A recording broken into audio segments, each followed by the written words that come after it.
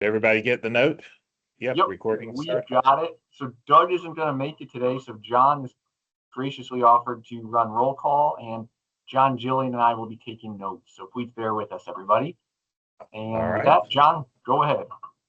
All right. We'll start with roll calls. Alabama. Seth Maddox. Arkansas. Illinois. Here. Indiana. Adam Phelps. Iowa. Warren Jones. Kentucky. John Brunges. Louisiana. Jason Olzak. Manitoba. Jillian St. George. Michigan. May just be me. I don't see Barb or our new rep Callie on here. Minnesota.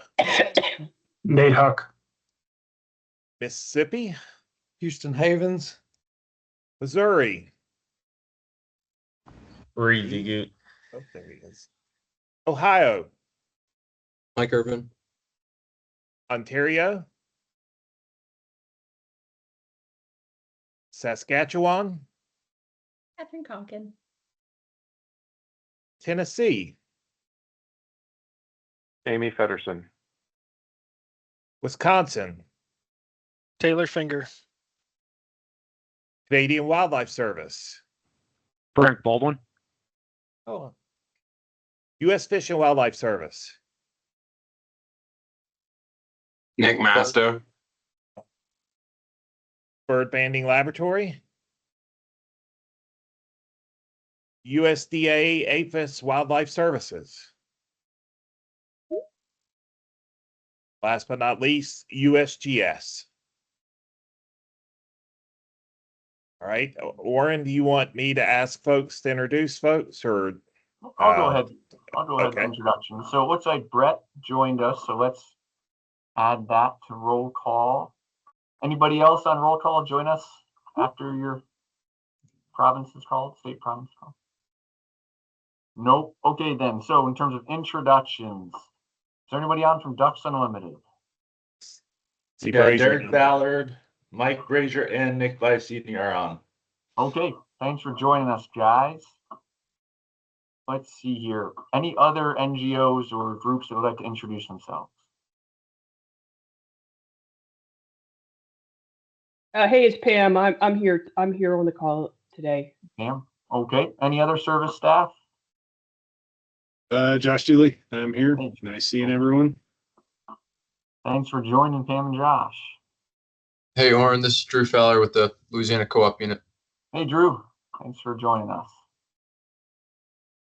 Okay. Any state agencies that have introductions, just go ahead, raise your hand, and we'll call on you. Houston, go ahead. Mississippi has Darren Hardesty on. Okay, sounds good. Go ahead, John. Jillian is here again with us, helping out and taking notes and keeping me in line. So it's here for Kentucky.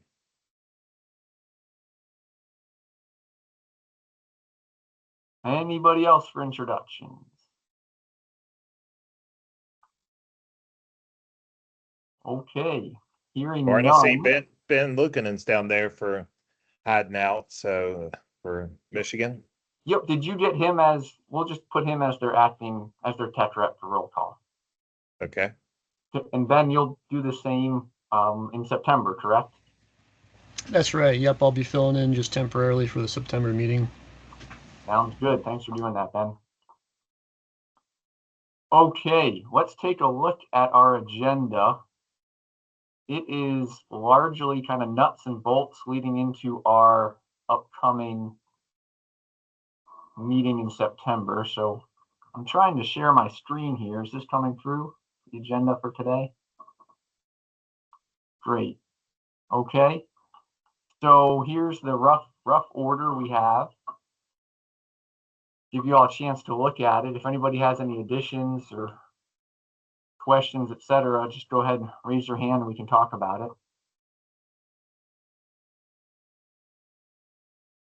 All right. Hearing none, going to stop sharing and just mention that our federal updates are going to occur in person during our September meeting. So we look forward to hearing from Frank and Dave at that time. And we'll go ahead and start with our first agenda item, which is the two-tier working group update from Nate Huck and Houston Havens. Go ahead and take it away, guys.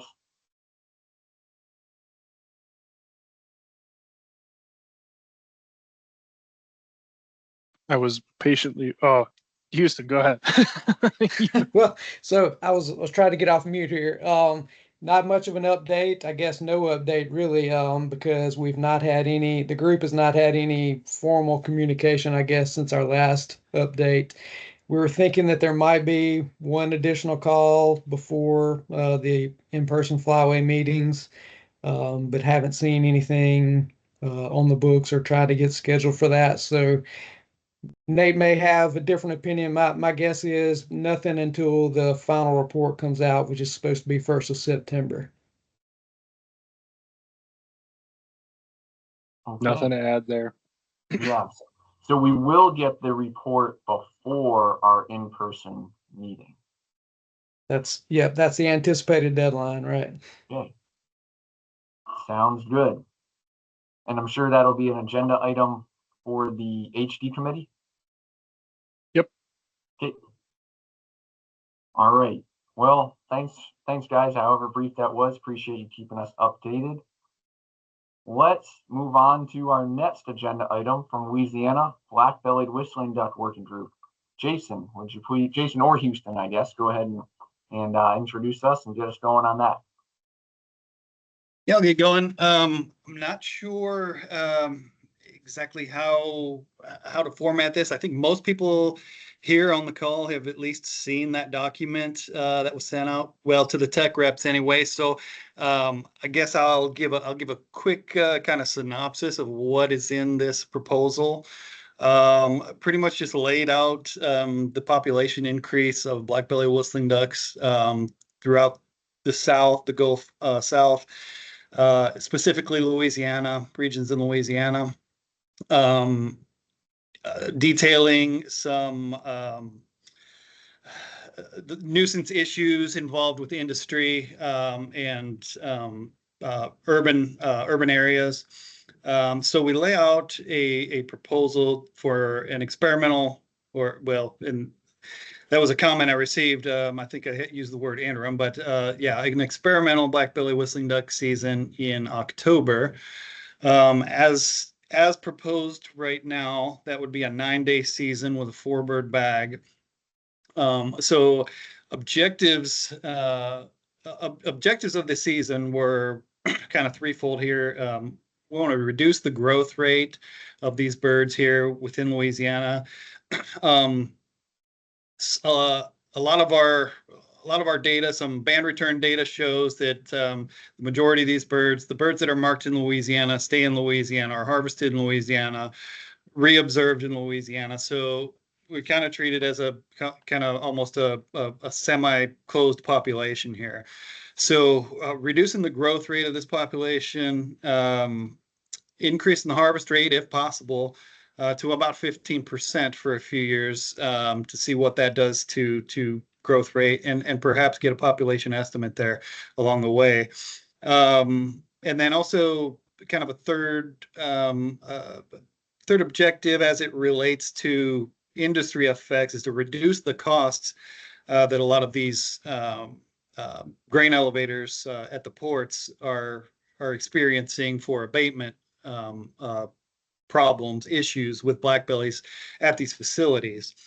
So yeah, again, laid out a 9-day season in October to begin the first Saturday of October, 4-bird bag limit.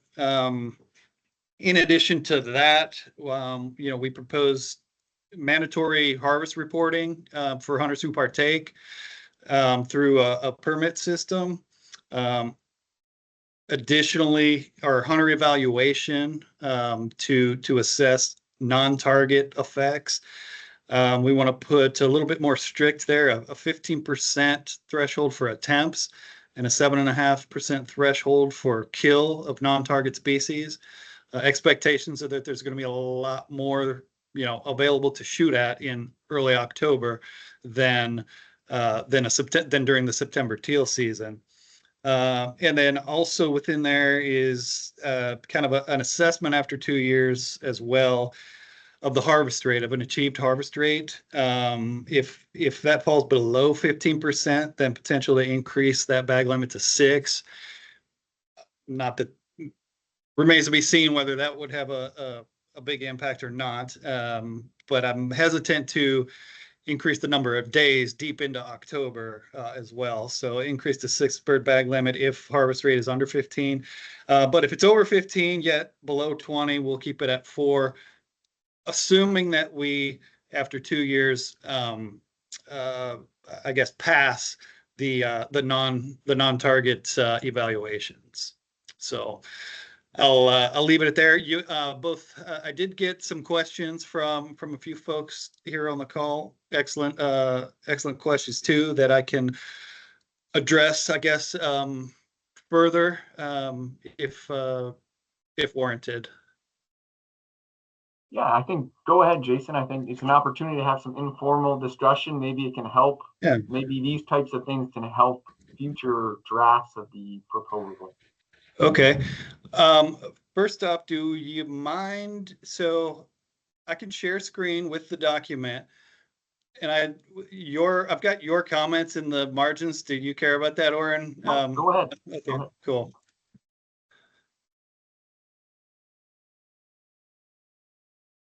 Hey, Jason, while you're pulling that Yeah. up, you made mention of being more strict with the evaluation, and I think what you're referring to there is more strict than the teal season evaluations. Is that right?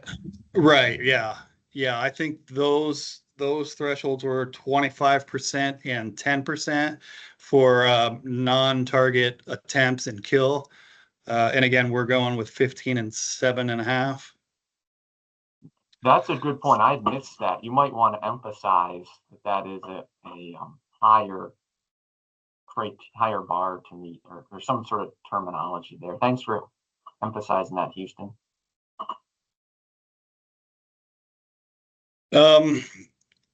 Okay, yeah. So actually, one of the first comments here, and you guys can see that shared screen, right? Yep. The PDF. Yep, what's good? Okay, yeah. So yeah, the comment about us discussing how to communicate and coordinate this proposal with the other flyways. We did have reps from the Central and Atlantic on our last Black-belly whistling duck working group call. At the time, anyway. Well, and I'll say who that included was Molly Neese from South Carolina. Kevin Cry was on our July meeting. He missed August, but I haven't received comment from him about the August one. But then we also had Dan Collins filling in for Tom Cooper, and Pat Devers as well from the Atlantic Flyway. So again, I got more scrutiny actually from you guys than them during that last call. So I'll take that as a positive. To address your first comment there. Sure. So let's just but from here, yeah. Yeah. So what I was thinking here is maybe just trying to strategize when and how and who we want to share this with ahead of our meeting. And to me, it's not necessarily clear here. So maybe open discussion with input from Houston, Adam, JB, especially asked for here. So do we send this to the neighboring flyways, and are we just using it as an FYI, informing them? Or are we going to ask them for feedback or ask them to approve it? There's kind of a range of different options, from everything from just kind of like passively informing them to actively seeking endorsement. So what are our expectations for sharing this with our neighboring flyways? That's kind of my question as chair. So, Warren, I'll go first, I guess, with my thoughts there. mostly just to keep them informed that this will be a discussion, a consideration. Certainly don't think we would ask them to take it up because we haven't even formally taken it up with a committee or anything. And I think that was the level of interest that we got, that they just wanted to be informed, so they could, I guess at their own discretion, with their committee processors or however that works. We have certainly included the key states and let them know that this was, something that we were working through. From what I recall, there wasn't any immediate interest from the major other players like Texas or Florida with implementing something like this in the near future, but they just wanted to be aware of it and didn't seem like they had any issues currently with trying to, I guess, get in the way of it or anything. So I guess that's a long way of saying just keeping them informed that it's something that we're taking up. And if we did pass it, I certainly think we would then share it soon after.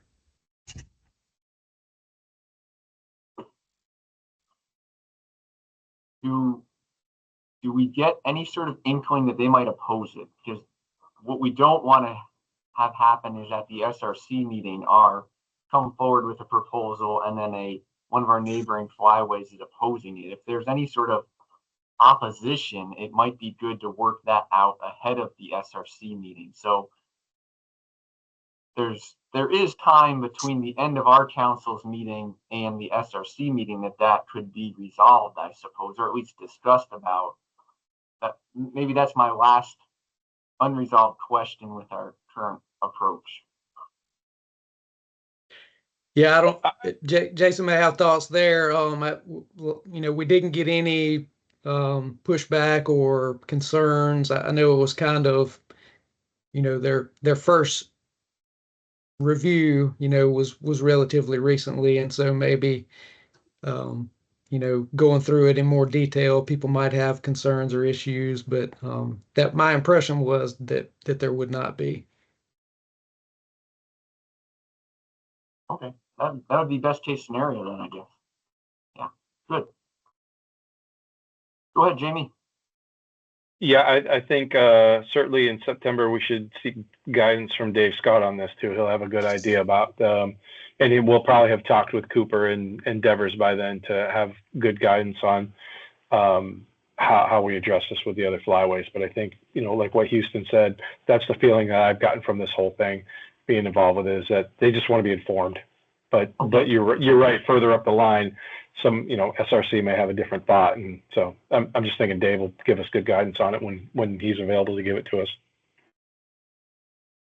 So functionally, then, do we think this is my responsibility as chair to share this with my fellow chairs? I think the Central Flyway, that their tech section chair is Faye McNew, and Atlantic Flyway, it's West Virginia, Mike Peters.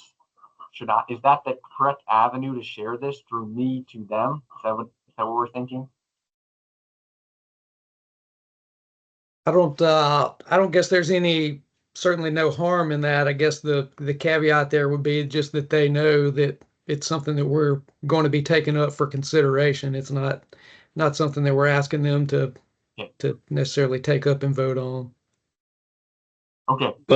But we would want to have some kind of, not assurance, but information on kind of where they lean as those council members go to the SRC meeting, their reps. I think that's a request that we have after we've had our meeting, just because, again, not saying that there's any opposition, but who knows how things are going to shake out at our meeting before we ask them what their thoughts or feedback are on it. So just in terms of process, I would say let's handle our business before we ask anybody else to consider what their thoughts are. And I would say, again, you've got Kevin, you've got folks from the Atlantic that are involved, and they're aware of it. And, I think that it's, I think that there's a pretty good, and it's something you could bring up in that Friday afternoon phone call before and just see what those, because those chairs will be on the call with you. Got it. Okay. Well, this was helpful discussion. I think I have a clear path forward now. Thank you. All right, and I'll continue to scroll down here on this document. So yeah, some questions from a couple folks here, Adam as well here about this as I stated, a chronological mismatch in harvest vulnerability and recreational opportunity. So for a good number of years, and this actually these talks go back. Oh man, I think I pulled up some documents from like 2008 when Louisiana first began asking for blackbelly seasons in September. And at that time, the thought was, well, these birds are here in September. They migrate back to Texas, Mexico, by the time regular duck season opens, and that's why we don't see them and they're not available to shoot. But some band reporting. Then we've got some geolocators on birds too that are showing they're not making long distance migration southward or really hardly outside of Louisiana, the ones we're marking anyway, at all. And so essentially they're going urban in between teal season and big duck season. They're available to an extent for the beginning of the big duck season, and within here too, I show they're showing up on midwinter surveys too, more and more in early January. So it's clear and apparent that they're resident. Some out in the marsh and some in the urban areas. So, but that being said, during the regular season, they're kind of they're taken in aggregate, and they're not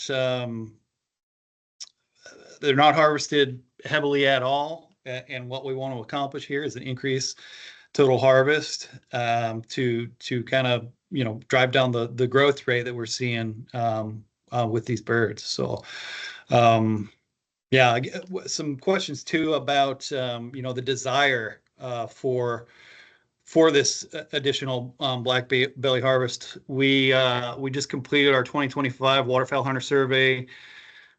Went out to 66,000 or so. We had about a 13% response rate. So of a total of roughly about 6,000 individuals that answered the black belly question, about 80% are in favor of expansion of black-bellied whistling duck harvest.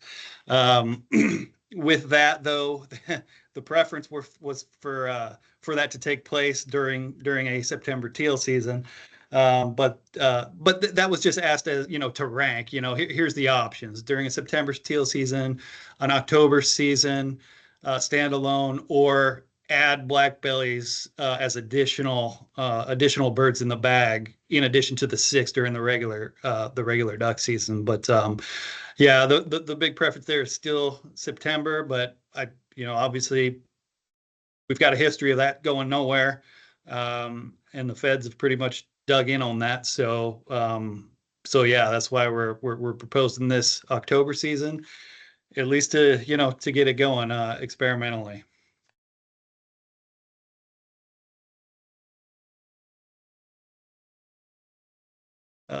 Yeah, kind of the same thing I kind of covered there. Kind of seems like they're migratory as they're expanding. Like the ones in Tennessee, they likely come on back down to Louisiana for the winter. But those that have pioneered into Louisiana over the last 2 decades, they're permanent annual residents here now.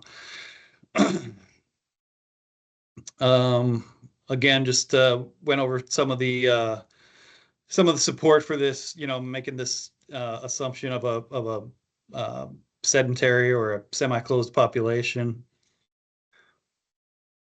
So a question about relative abundance from the Breed and Bird Survey too. So as I am aware of it, is what that figure is the number of black bellies in 50 point counts of a breeding bird survey in that area. So I'm showing U.S. here in Louisiana. So, and I tried to verify this actually before the meeting. Our songbird person wasn't around, but this has got to be, counts that they show up where they are available. Not obviously not US wide.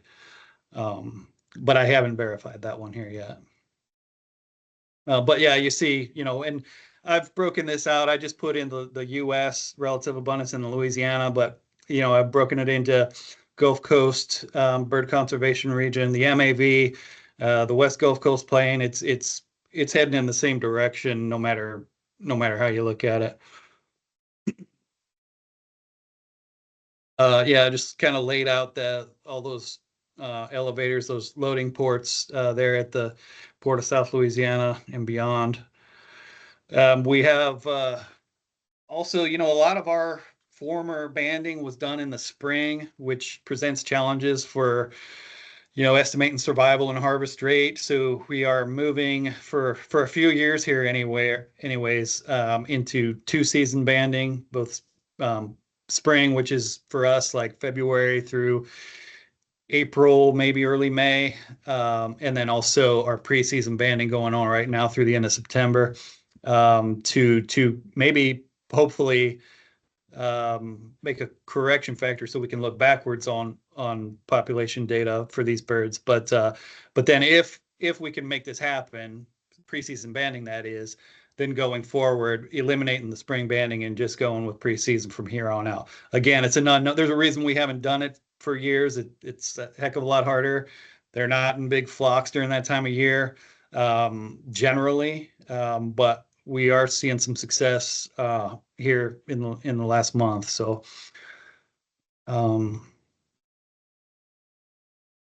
here's where it spells out. Yeah, the 9-day season in early October with the bag limits. Again, I don't know that we'll be able to achieve a 15% harvest rate. That's, you think about that. If one of our estimates is 200,000 birds in Louisiana, we're looking at having to shoot 30,000 in a 9-day season. So yeah, uncertainty there on how achievable that is.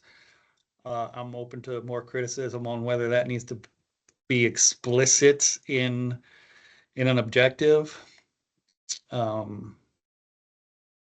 And so there were other comments too about the 2-year evaluation of hunter compliance, and that the teal season went 3 years. Well, they actually went 4 years, and in order to get the 3-year evaluations done. But I just had a conversation with my director here today. It's like we're going with 2, because we've expressed our concerns about non-target species. We've expressed our concerns about mottle ducks, that population trajectory, which will be, the majority of black-belly harvest is going to occur in the coastal region where mottle ducks occur.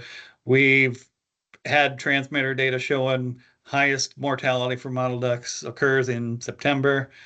Female mottle ducks occurs in September.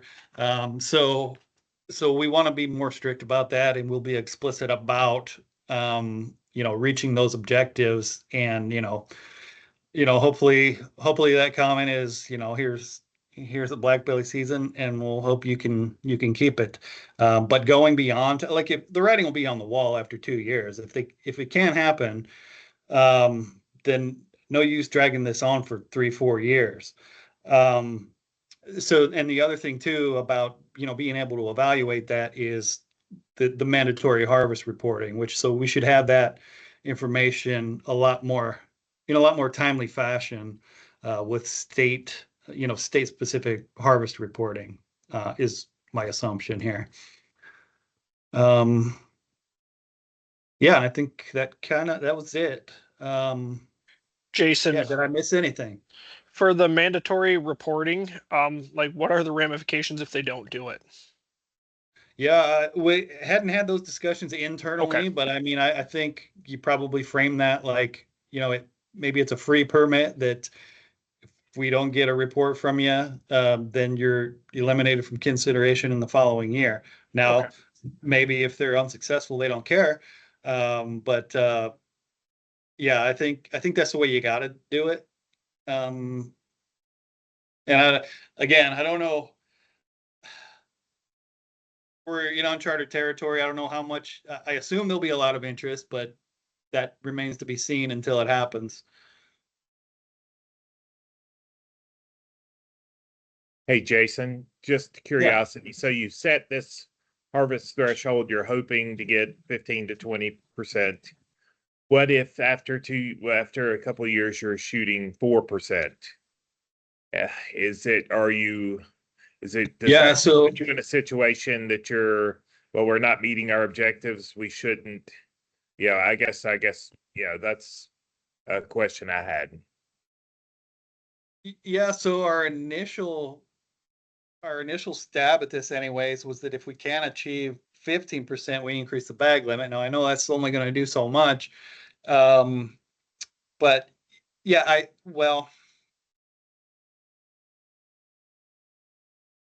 that's a very good point. Yeah. I guess framing this as that's a desired objective, but I mean, like, if we don't reach it, I didn't want to frame this as only a depredation abatement issue. This is a recreational issue. And so, with many other species, if we don't achieve an objective harvest rate, it doesn't eliminate consideration in the future. But I think, well, hopefully, but yeah, the assumption is that a 15% will at least hopefully get us to stable or decreasing growth rates. Again, I'm just concerned. I don't know how you deal with it. Is that if you have a fairly low harvest rate, then is this just a hunting season, or is it what you're terming, basically a season to cause the reduction of the population? Yeah, no, my intent is that it's a hunting season, but the reduction in the costs of abatement would be a desired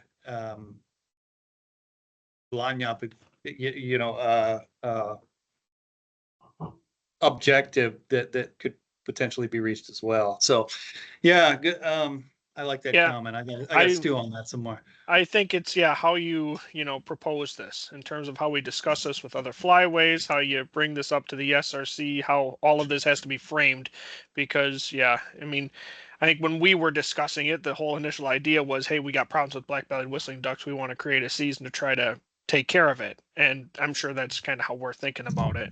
Versus, if it is a hunting season, that's great. Again, I don't have any concerns one way or another, but just how it's framed is going to be important on how much legs this has moving forward. I think the light goose conservation order comes to mind, right? In terms of the framing. I don't think that we're framing this as a conservation order. And so if there's uncertainty in that regards as to maybe it's implying that we would maybe want to characterize it as such. It's like you said, Jason, it's a hunting season with the added value of potentially reducing the population, but that's not the primary reason that it's being ordered. Yeah, well said. Adam has his hand up here. I guess I have 2 points. This one maybe has already been covered, but since all three of your objectives revolve around, for lack of a better word, population control, I would explicitly make a fourth objective that says that this is taking advantage of a vanishingly low harvest rate to provide additional opportunity for hunters. I would make that explicitly a fourth objective, I think. That way it gives you a little bit of cover from that criticism. The second thing I wanted to ask about was something that Orrin and I talked a little bit about yesterday. I wondered if you'd had any conversations with law enforcement about the influence of grain as bait in terms of where these birds can actually be hunted around your elevators.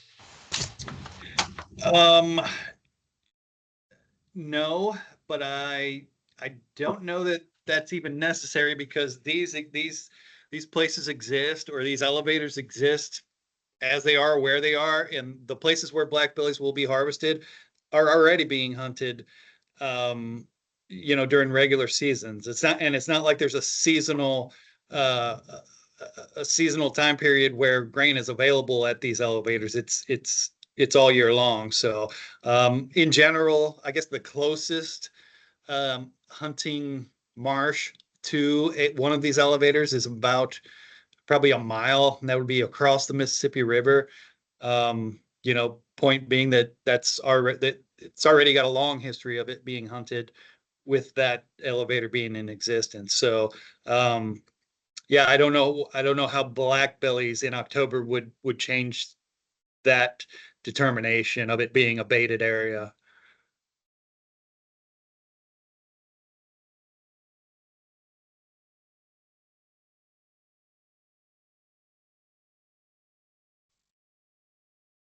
Okay, any other questions, comments for Jason? Jason, I have one to follow up on. In terms of that timing, I appreciate that you guys are trying to be conservative with the timing and how you phrase it there. Basically, if you're seeing concerning issues for concern regarding mottled ducks, that you'd shut the season down. But I'm just thinking about how we have to set seasons in advance, and then the reporting and monitoring comes after the fact, and I think that makes it hard to make annual changes. Either if you have a formal experiment that needs to go through, the Federal Register, and maybe this new federal process will improve this, but it might be worth having a conversation with Dave Scott about what kind of length of an experiment they're willing to go into before you release the proposal. Yeah, I mean, if it's similar to the teal, you're going to have one extra year outside of your experiment for you to have to, before anything's proposed, because that's what we had to do with the early teal season, was we had to do, essentially an extra year's worth of work that was outside of the 3-year experiment, because by the time we collected data, we didn't have it in time to make any proposal on the seasons. So even if you say it's 2 years, it'll still be at least 3 years likely before you're to the point where you're making any changes. Yeah. Okay. So we could go say. And just planning for it. I don't know how you fix it. I think you just more or less have to account for the fact that our delay or the federal delay on this is not going to line up with your desired time frame, just because it doesn't. Yeah, and it may be that Louisiana just wouldn't offer the season if they saw things of concern, but that experimental period is broader. Because you may have more flexibility on your end. But Nate's got his hand up. Maybe he has something to add here. Yeah, sorry, Oren, I think you just kind of said it. I don't know why you wouldn't just say make it a 3-year evaluation just so that it matches the teal. And then you always have the option. You'll have your data before you I don't know when your season setting process is, but you'll have, if you shot, if you shot a bunch of mottled ducks, I'm sure you'd shut it down after the first year, if you had the data. So, there's nothing forcing you to have a season just because it's approved. So, yeah, matching it with the teal evaluation, and then just knowing that you could always go back during the next season is probably makes sense. Yeah.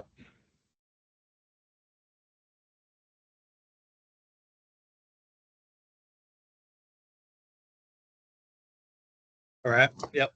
Sounds good. Houston, go ahead.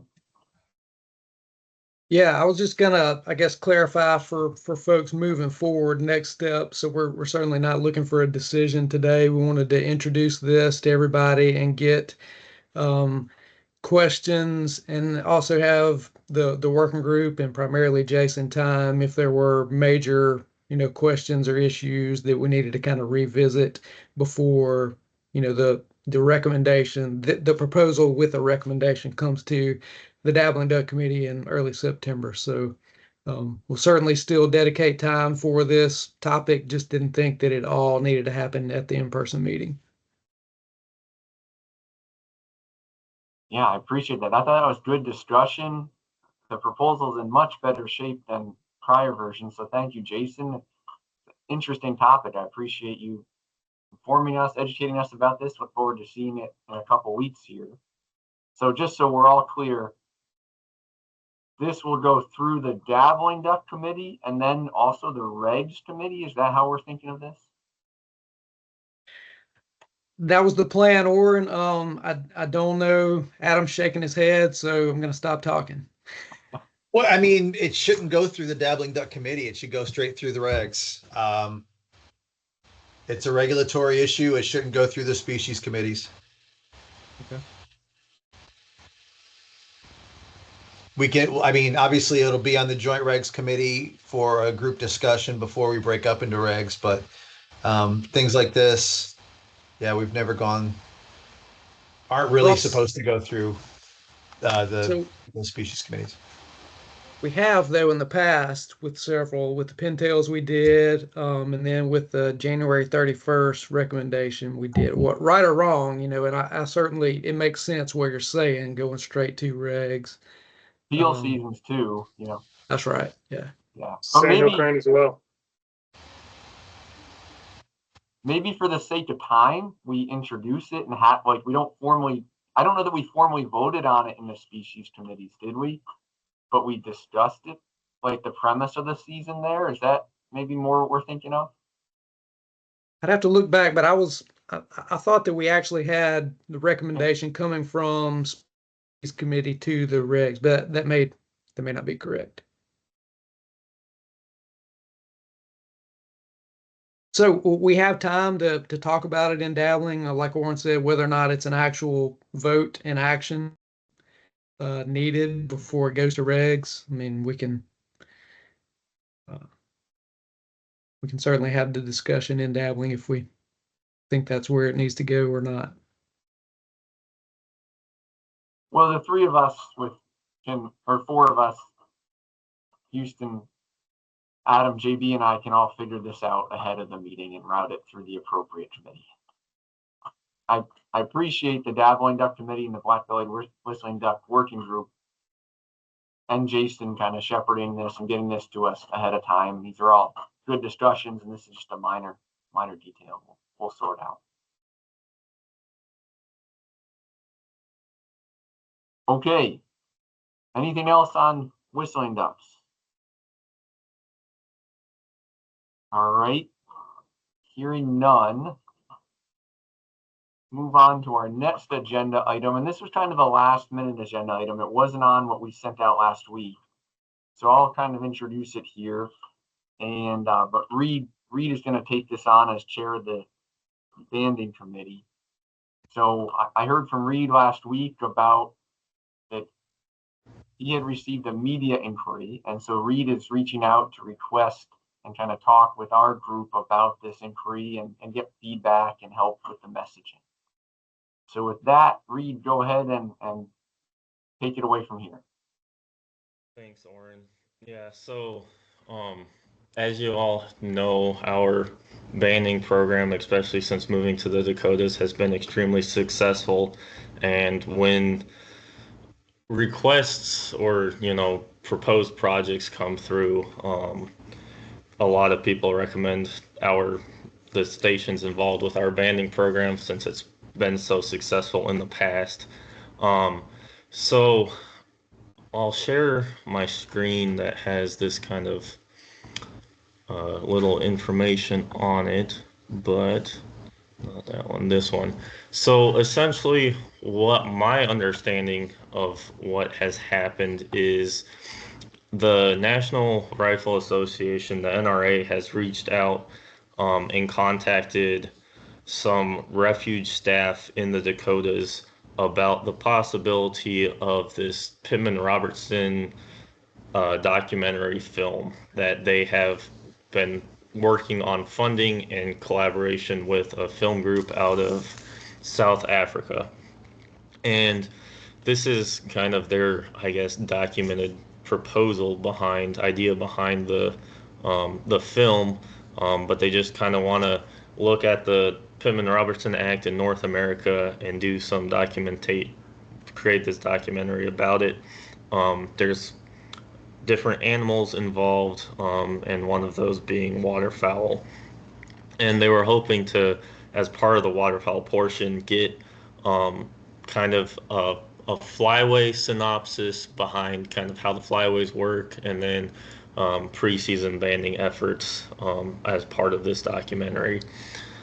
So that's kind of, I guess, the background behind this. The refuge staff, Paul Halko at Arrowwood, has been mostly in contact with the NRA and the film crew directly, working with them as far as potential options and topics they might want to cover, things like that. If I go, let me, but yeah, so this is kind of what Paul sent me, that he was first sent about the documentary.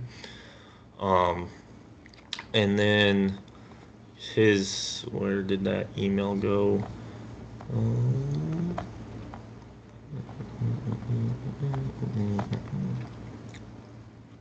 Let's see.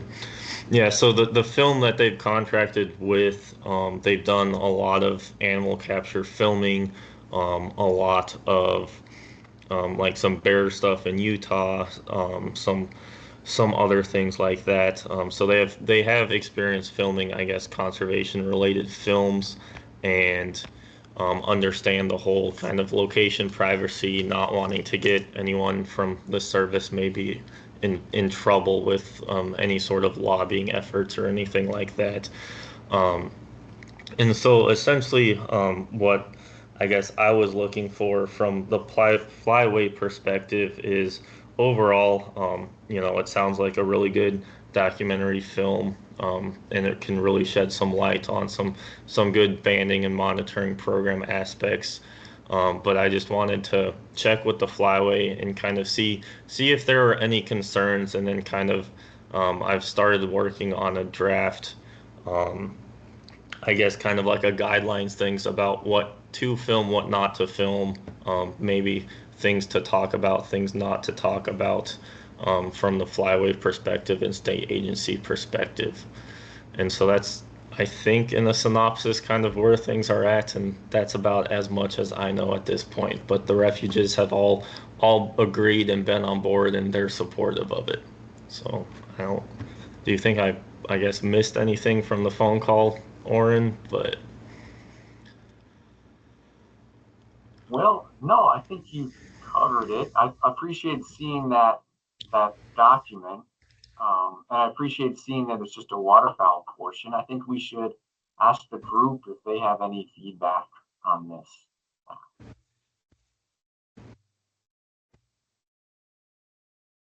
I guess I have one initial thought that was rolling through the back of my mind is, from the flyway perspective, I know there's been some discussion about, do agencies use PR funding for this, to contribute to the banding project? Is this even an example of PR work? That's a little unclear in my mind. I think we do, but maybe that's too much in the weeds for this. Yeah, so go ahead, Reed. Oh, that was kind of my first question, and kind of what I talked to Paul Halko about a little bit was there's probably better examples as far as waterfowl went, using PR funds and how that act all works together. And I guess in the, let's see, when was it was after our phone call. I don't know what day of the week it is anymore, but it was after our phone call, and I met with Paul again, and he had added some things to kind of their filming schedule, if you will, about some waterfowl production areas and some ideas about getting some brood filming, some different things like that, maybe some Ducks Unlimited properties and other aspects like that, but still kind of not not sharing, locations of the filming or anything like that. So, but I guess that would be in addition to they still want to look at the waterfowl capture aspect of things. Yeah, I think the cooperative banding preseason banding program is such an awesome example of how collaborative waterfowl management is, whether it's the state agencies, the refuges, the flyways, the federal government's all participating in the banding effort. I think that's something worth highlighting. I hadn't figured in the Pittman Robertson piece of this, but I think that's where I'm at with. Go ahead. I'll say we do use PR funds for our contributions. But my concern would be that the folks on the banding crew, doing the talking about this, I'm not sure they'd be the most informed people to speak on that. So I would probably be okay with them shooting footage, but maybe not interviewing the banding crew. Yeah, and so that was part of our conversation too, about trying to find or to figure out who might be kind of the voice for the flyway or however that worked. So because I wouldn't be up here. They're looking at filming in early September. So I would have left the Dakotas by then. And so I brought up those same concerns where I was like, the flyway crew members, they're just, they go up there on behalf of the states, but they're usually not involved in the flyway itself. So then Dave Scott and Tom Cooper have been made aware of this, and they were on board with it as well, but they were not interested in talking. And so then I guess then it became, does someone from the state want to? The other option is we do contract with Dave Brandt. He's retired USGS out of Northern Prairie, but he participates on the banding crew, and so would that be a possibility? But I said I'd have to talk to the flyway before we decided anything like that. So.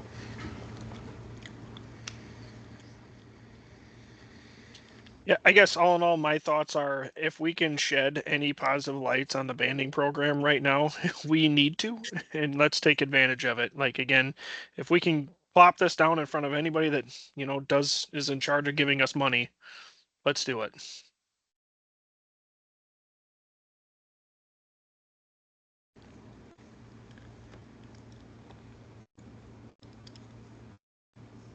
I agree with Taylor. I see more upsides and downsides, but the dicey part is who should be the face, if you will, the talking point. I'm not sure I have any guidance for you, Reed. Anybody else have questions, thoughts? Anybody have concerns about this? Reed, are they already looking for someone for this to be the one for speaking on this, or is this a question that we need to answer immediately, or do we have time, or what? I don't know. Honestly, they're looking. They're gonna arrive like September 1st or 2nd. So I mean, it's pertinent to probably figure that. The sooner we have an idea of what the direction we want to go for someone speaking, the better. So. Which site are they going to read? Yeah, so they're gonna start at Arrowwood, and film as much as they can there and around that area, because we also have Kelsey Huss with the University of Saskatchewan putting out transmitters at that time, most likely going to be doing a lot of that work up at J. Clark, and talking with Dave Brandt, and we've already made the decision that those will not overlap at the same area at the same time, because that just opens up a whole nother can of worms and questions. So. But.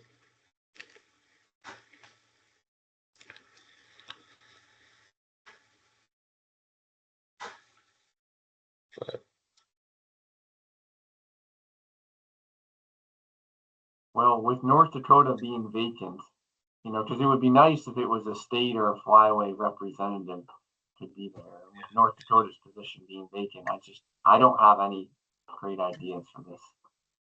Yeah, and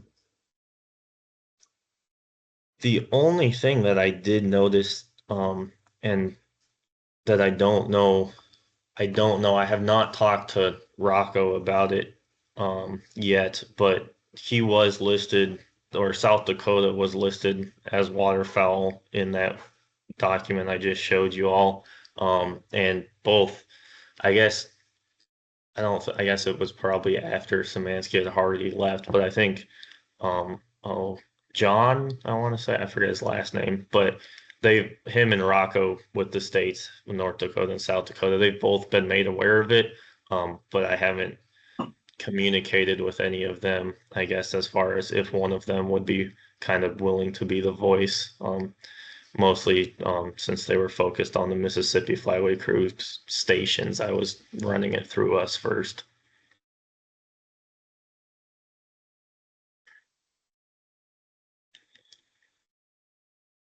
It might be worth reaching out to them just to see. Okay. If they would be available and willing to do that. Yep, I can do that.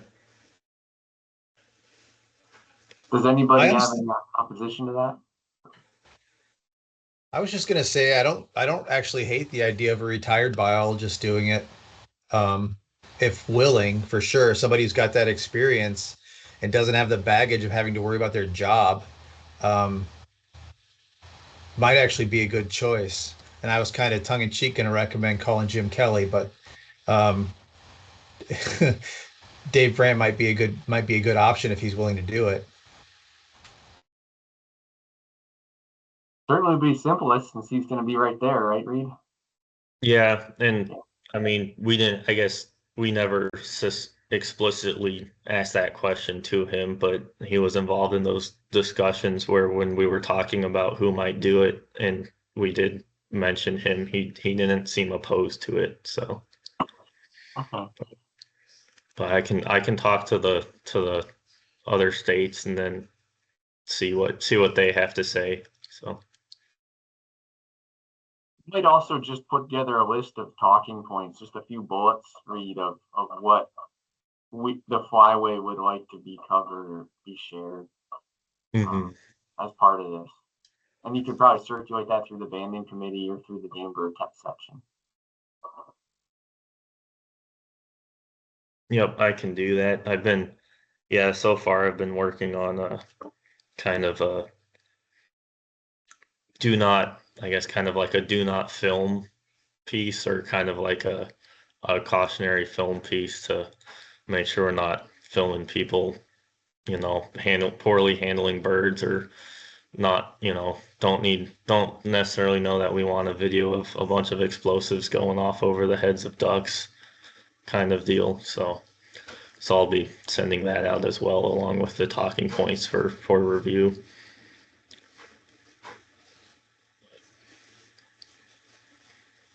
Okay, well, I guess the last question, Reed, do you feel comfortable with this as it stands? Do you feel comfortable moving forward with this, or do you need more guidance from us?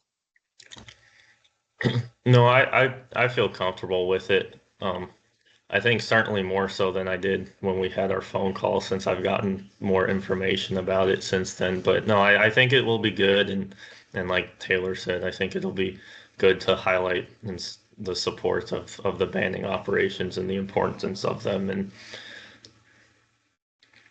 yeah, okay, all right. Well, thank you, Reed. This is just another piece of complexity on top of an already complex operation you're running up there. So I appreciate you making us aware of this, and I appreciate the way you're handling it.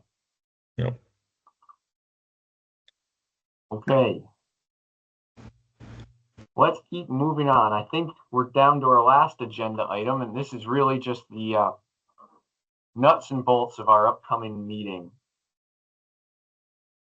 So before I dig into the agenda itself, I wanted to introduce two documents that you all will be receiving and will be implemented at the upcoming meeting.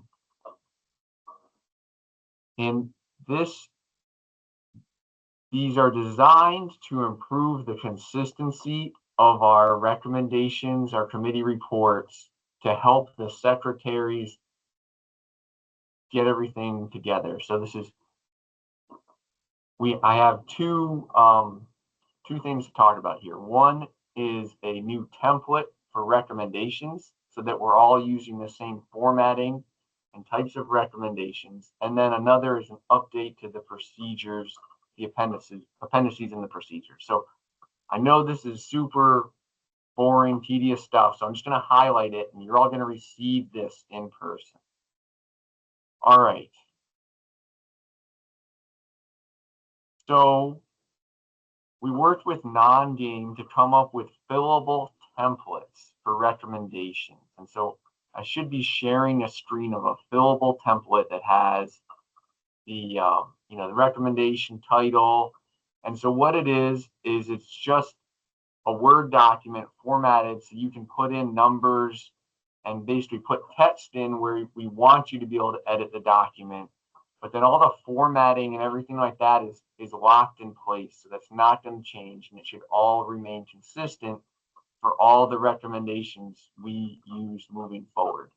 And so this is going to really help our end products that we try to get to council and then we put in the minutes. Most of you probably don't see it, but the secretaries have a huge amount of work behind the scenes getting all these formatted to line up. So that's what this is trying to solve, is make us be more efficient and consistent in our finished documents. So this will go to all the committee chairs for you to begin using at the upcoming meeting for formatting recommendations. And there's a template for the various types of recommendations, be they from the GBTS, joint recommendations, non-game will have their own resolutions, etc. I'm probably missing something, but just be aware this is coming. Any questions or anything I missed on that subject? Okay, so on a similar note, we also have been talking about the formatting of all the documents in the text section and sharing them between the GBTS and NBTS. And so this was largely led by NBTS members, but the Game Bird Exec Committee met last week and approved this. And so we will be updating the appendices of the procedures manual with a document that lays out the formatting of recommendations, which we just covered, but also committee reports and letters and those kind of things. And so again, this is really to help the secretaries, but all committee chairs should be responsible for making sure the documents that lead your committee meet these expectations. So I'm just going to quickly scroll through this and just highlight.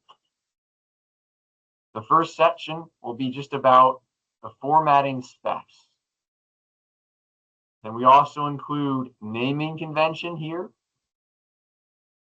and abbreviations for committees, what to do for recommendations. Then there'll be templates or examples here. And then also committee reports as well. We're going to update and ensure consistency in our committee reports. So all that's laid out here with examples. And Taylor, you will be proud to know the SWAN committee is our example here. So you're going to lead the charge. I'll also try to share examples of this so everybody can use the same formatting from here going forward. So, okay. With that, I'll just pause and ask if anybody has any questions about documents and formatting, etc. Okay.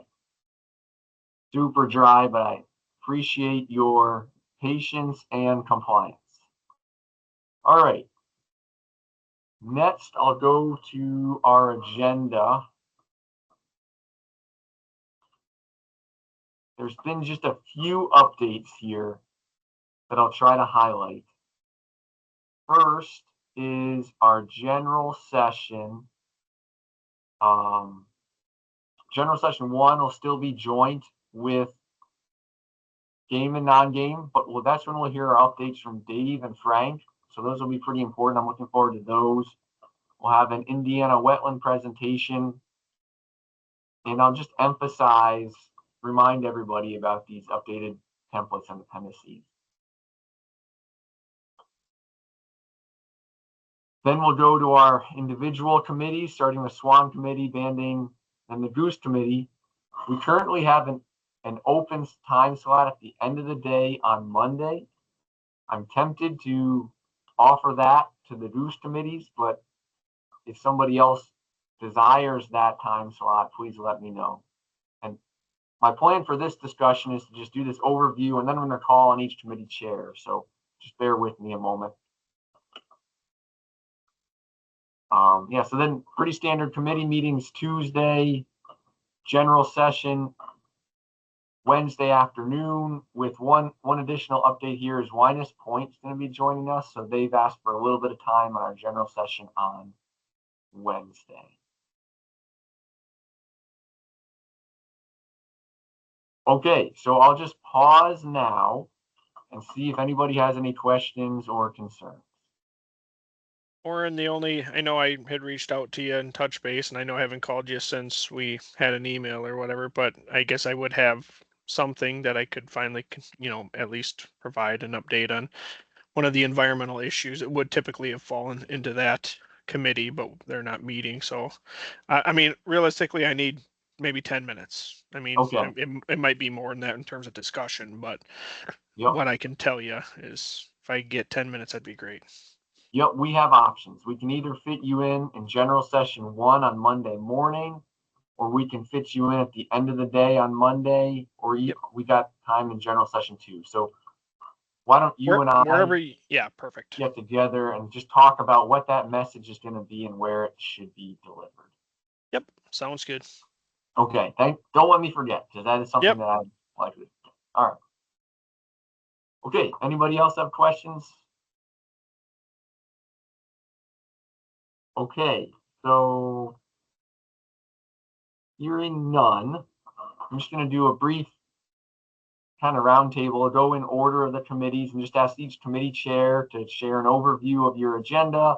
And then if you have any recommendations or what the major topics will be. And lastly, if you have any logistical meeting support, e.g. virtual presentations, or you're going to need something from the host or I, now is the time to ask. So let's start with the Swan Committee. Sure. Yeah, we're going to be covering an update on the EP Tundra Swan harvest strategy. The Atlantic Flyway is looking to update that. I will be having a discussion on the IP Trumpeter Swan management plan. The group's seen a pretty, I would say, final rough draft of what that kind of looks like. So we'll be going over that and having discussions with the goal to have something approved by the next Flyway meeting. And I believe there will be a request from the Trumpeter Swan Society for funding the next symposium, their Trumpeter Swan Symposium. So I believe that's what Margaret told me. I'm not sure, but expect that that'll be something coming. Okay. Nothing special. Good. Nothing special needed for my committee meeting. Yeah, you've got quite a bit on there. Yep. What are you expecting to hear from the Atlantic Flyway? Are they asking for more tags, or how's that discussion looking? Yeah, no, they sent us a basically a draft of what they're looking to try to approve for. They've asked for feedback. I sent it out to the Swan Committee. I shared that with them, and they have essentially taken that into account. And I think it was last week I got it from them, so I'll distribute that out to the group prior to the meeting, so they all have that ahead of time, so it's not the first time they're seeing it for discussion. Okay, all right, sounds like you're in good shape, Taylor. Yep. Thank you. Reed, you want to give us an overview of what's going on with banding? Frank, you had your hand up. Was that for me? Yeah. Thanks, Taylor. That's for you. Could you throw me on your distribution list for the Swan Committee? Yep. And I'd like to add an agenda item to your meeting also, just around potential for Prairie Canada tundra swan season. Okay, I will So add you. like to start the discussion on that, just briefly this summer, but then probably more in depth in the winter. Thank you, sir. Welcome. So, Taylor, then we'll need to support Frank's involvement through, virtually then. Generally, we have in the past just because we meet jointly, and the non-game typically has that virtual attendance, so I'm good with that. Okay, sounds good. Yeah, thanks for accommodating that. Appreciate it. Okay, good catch. Anybody else have comments from Swans? All right, moving on to banding. Reed. Yeah, so for the banding committee, we've currently got the bird banding lab update from Lauren and Tony. We'll see how long that takes and how much discussion that prompts, but that's item number one and probably the biggest one. Then we've got some different banding program updates. So the Delta Marsh banding program update, Chris Nikolai won't be able to attend. He's going to provide me that update and what that looks like into the future and context for that. The Ontario duck banding program, and then I'll give an update on the preseason banding, I guess, the Flyways preseason banding program, and probably not too much discussion, probably more time dependent, but at least plant the seed for starting to think about how our operations want to look in the future and what thoughts might be going forward. And then that winter banding simulation, the 2-season kind of banding simulation, hopefully we'll have an update from Mitch. The postdoc that he had planned on having work on that project left before they could get to that project, and so he's been working and thinking about who he wants to do that, how he wants to do that. So hopefully we'll have an update in the game plan moving forward. Okay, that sounds good, Reed. Anybody have any questions or additional agenda items for Reed? Reed, I do. How does the Delta Marsh stuff go forward without Chris? I mean, is there a new contact? Who's running that now? That's the update I'm waiting to get from Chris, and the plan, and from Delta and from Chris. So I don't know at this time. Okay, can I just chime in quickly on that? Yep. Yeah, so it's currently being run by Del Penner, who manages the property at Delta, and one of their senior technicians is running the banding portion of it, but it's a very much reduced effort. So a handful of traps. So yeah, things this year seem like they're in pretty decent shape. Just want to alleviate any concern from that perspective, but yeah, it'll be good to find out what the status is going forward. But things for this year are kind of well in check. They should be close to about 1,000 birds by the time things are wrapped up. So just wanted to add that.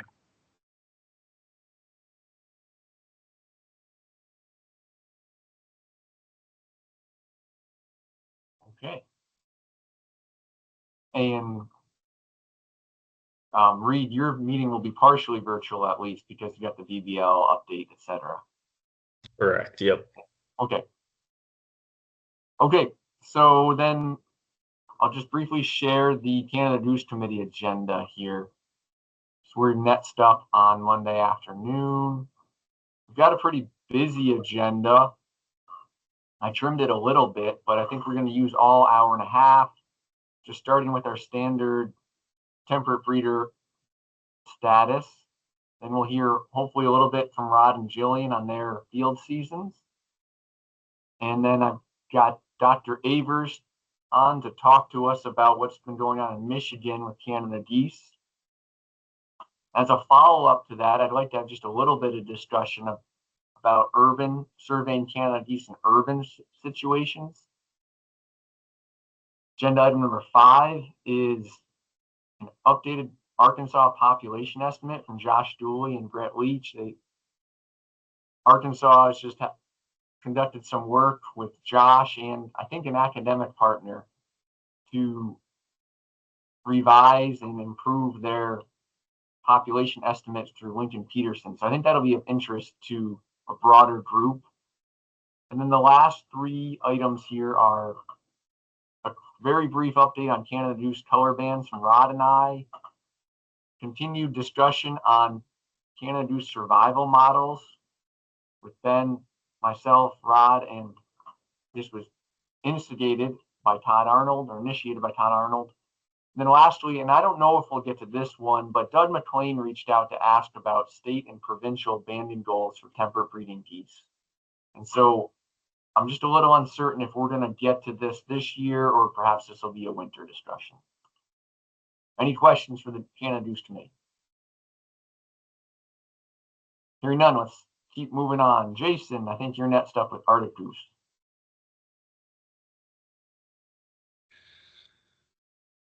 Thanks, Warren. For Arctic Goose Committee, I've got update on the Wapusk National Park aerial survey that was funded for the 24 season. Last year, that was unspent COVID from Arctic banding, I believe. Mid-Continent Cackler Plan update. Arctic Goose banding program update from Frank. Josh will be with us as well with the population status of mid-continent populations of Arctic geese, in addition to Arctic Goose joint venture update and reminder of the Arctic Goose conference in October. Jason, will we be approving the Cackler plan? No. No, okay, it's just reviewing the draft and talking about coordination there. Yeah. Okay. All right. Any questions for Jason? All right. Hearing none, let's jump to web lists. John, do you have your agenda, or is Ariel developing that?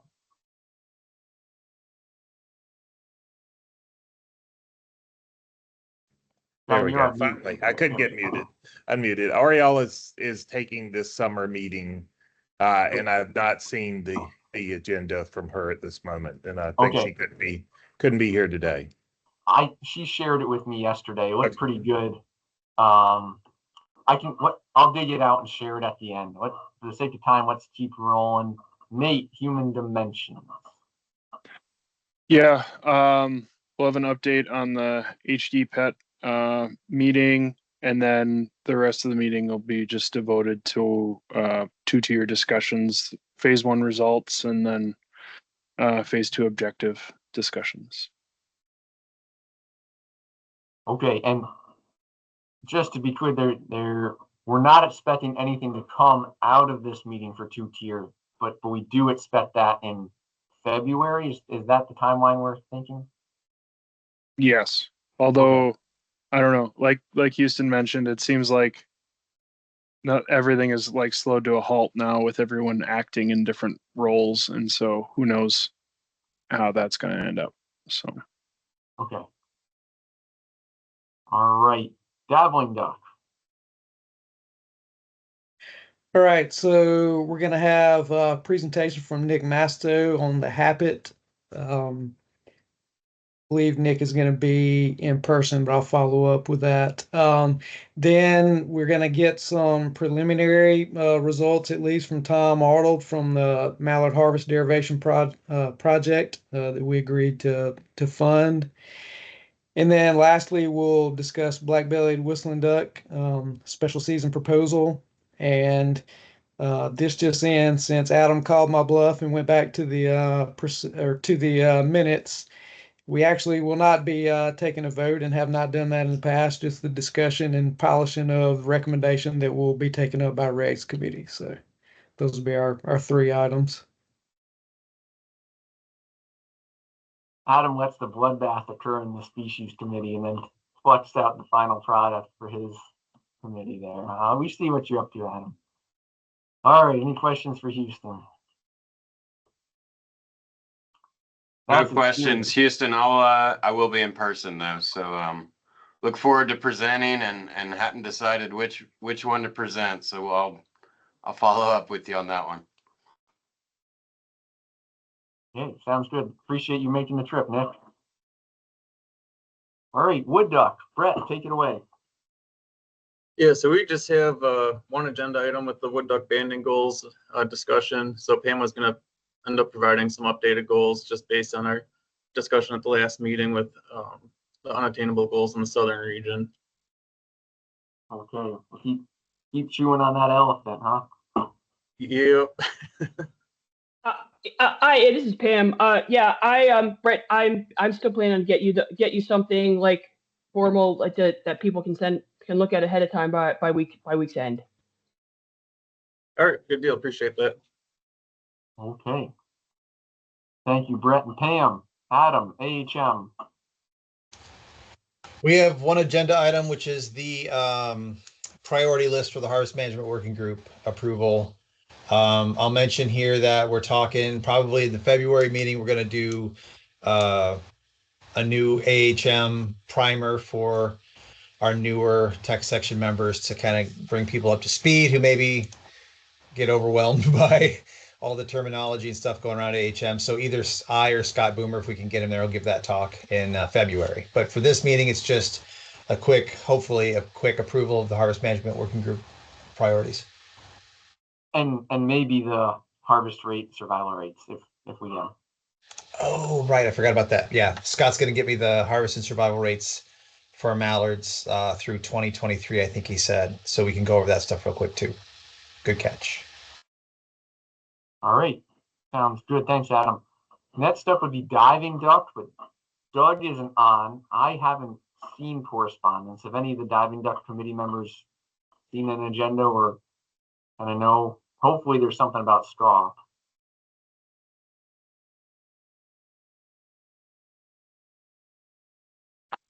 I haven't seen anything. I'll follow up with Doug about that.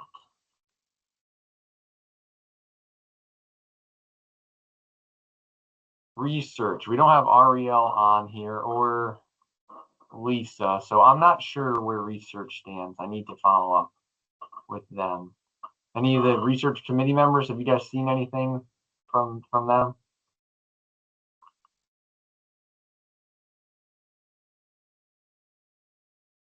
Okay, I'll try to track that down. Habitat, Mike Irvin.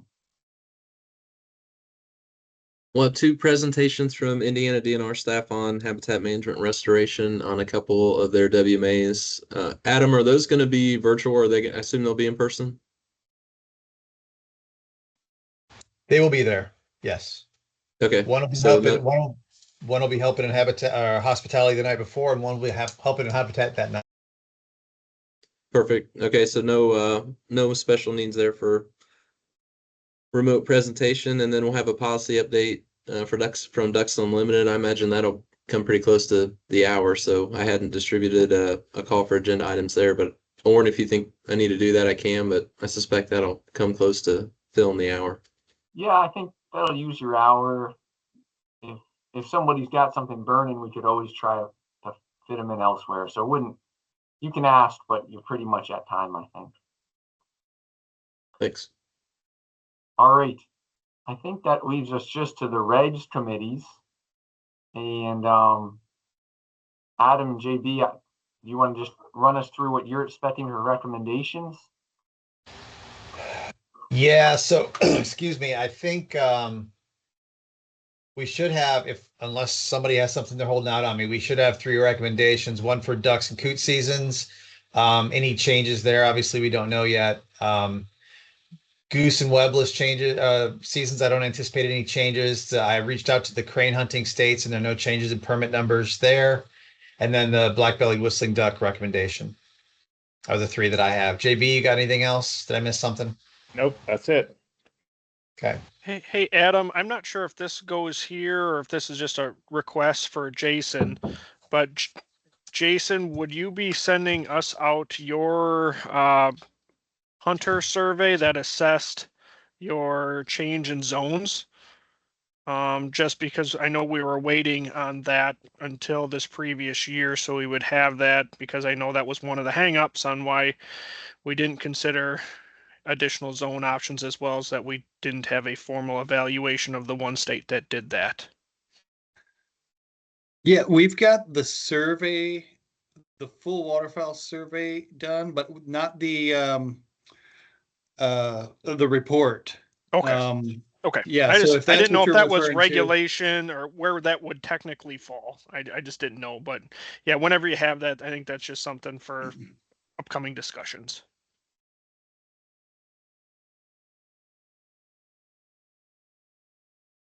You know, another topic that I haven't heard us explicitly talk about yet is the AHM task force. And do we have a place or a time that we're going to get an update on that or talk about that at all? From my perspective, that's all Dave Scott. Yeah. That's got to come from our federal partner. I don't know where else. I mean, I don't have anything I can update, and I guess I would be the next best person from a Harvest Management Working Group perspective. But I mean, the last meeting we had got canceled. The next one got postponed. So it's just been a mess. I would ask Dave, and I'm sure he's planning on that in his federal update.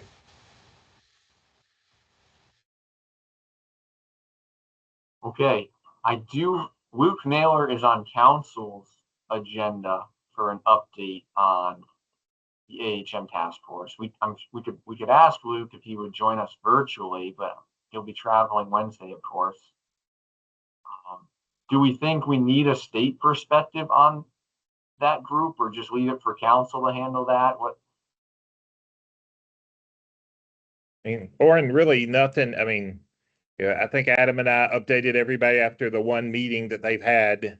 As Adam said, they canceled the other, and there'll be one more meeting the week before our meeting. So I don't know there's really much to say. I mean, there's till that group gets together in person at the SRC meeting in November.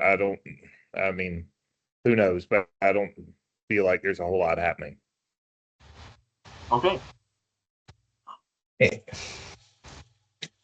I mean, Oren, you might ask Luke what he thinks. If he feels like it's important to fill us in, we might have some time there on Monday afternoon, or during a general session if you've got the space. But I would leave it up to him. I'm going to be honest. I can't wait to hear what he says during council. Okay. Well, we never know what Luke's going to say, do we? So that's always interesting.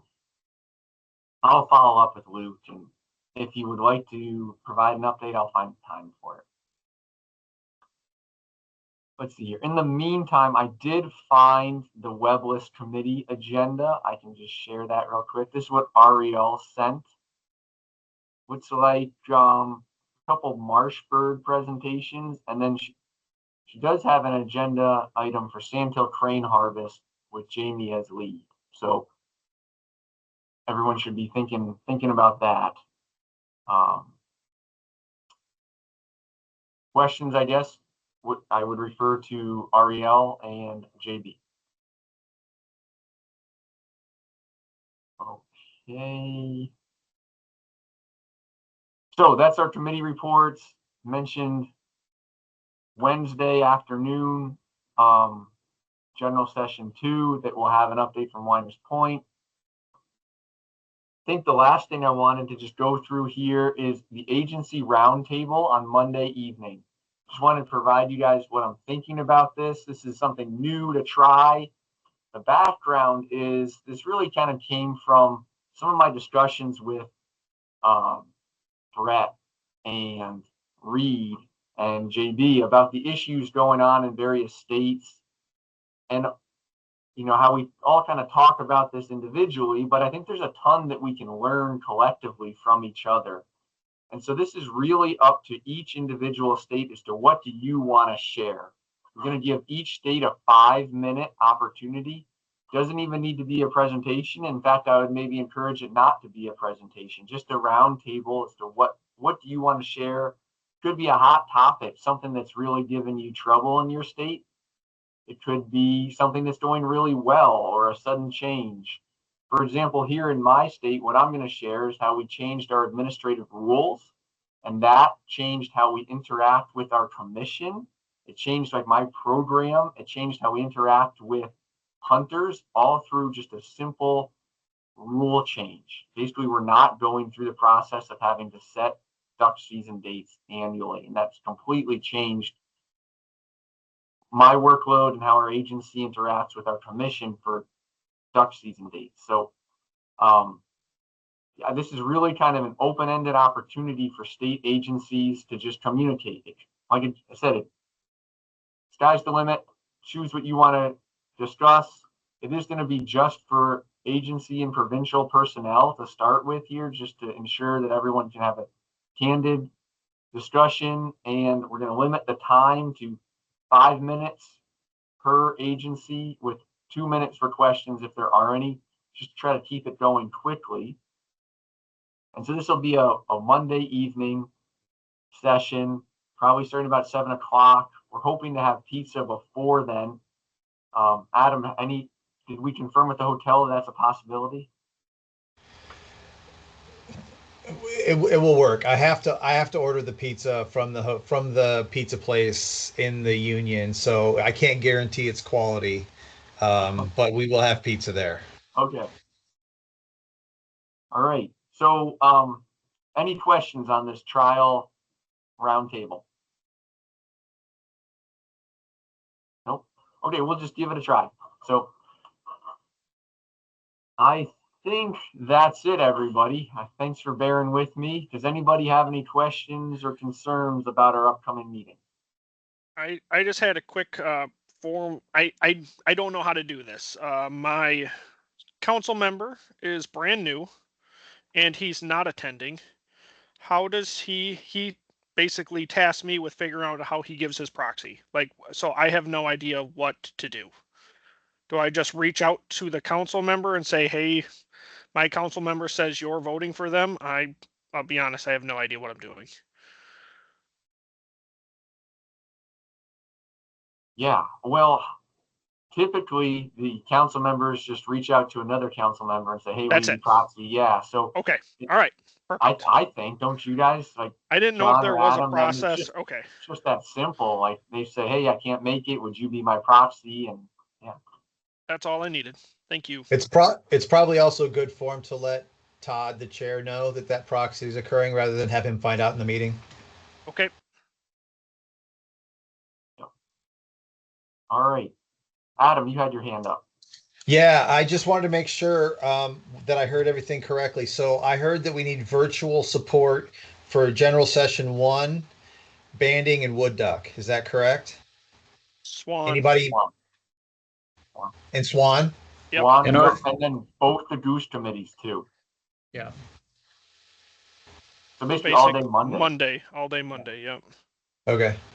I suspect maybe one of those presentations Oriel had is a virtual. That first one, I can't remember. Oh, she didn't say. Yeah. The person that I saw on there that I didn't recognize is on our room list, so he's planning to come. Okay. So I think that one's in person. Okay. Gotcha. It'll be available. I just wanted to know which chairs I need to send the link to send to people. That's all. Yeah. So if it comes up, Tuesday morning that you need it, obviously I can give you the link and you can send it to the presenter. Okay, that's fine. Yeah, Adam, you can add the wood duck to it as well. I think Pam might be virtual. Yeah, I got that one already because I knew Pam wasn't on the room list. Okay. Well, this has been very helpful. I appreciate everybody putting up with the kind of nuts and bolts portions of this here. Am I missing anything? Any last minute questions, etc.? Or in the one other thing you asked about research and Dive and Duck earlier, I guess there is a joint meeting of those committees tomorrow afternoon to talk about banding and sculpt virtual meeting. So I guess maybe there'd be more information after that. Okay. Yeah, that sounds like an interesting discussion. I will try to follow up with Doug and Ariel. Thanks for making me aware. Okay. Well, one more thing. Oh, go ahead. One more thing. Just saying this as one person who's not yet paid his registration. If you haven't paid your registration yet, please do so at your earliest convenience, because this is the last time I'm going to get to bug you until you get here. Yeah, good reminder. Remember, public shaming is a thing. If you don't pay your registration, that'll probably be on our agenda. So we don't have our secretary treasurer here to bug you, so Adam and I will do so. Thanks, Adam. All right. I think that's everything. I appreciate everybody's attendance and patience putting up with kind of the tedious meeting here. Appreciate everybody's engagement, and I look forward to seeing everybody either in person or virtually in a couple weeks. Take care all. Thanks, Lauren. Thanks, everyone. See y'all. Thanks.